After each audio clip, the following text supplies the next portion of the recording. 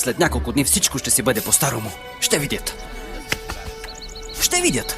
Аз съм любимата играчка на Анти.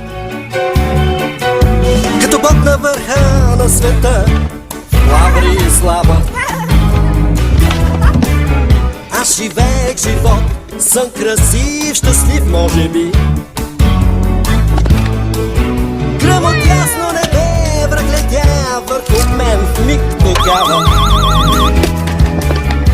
С огън и лава нахалът почти ме уби. Светлинна година на помощ! С мен стават странни неща. Хей, чуй, с мен стават странни неща. Точно така.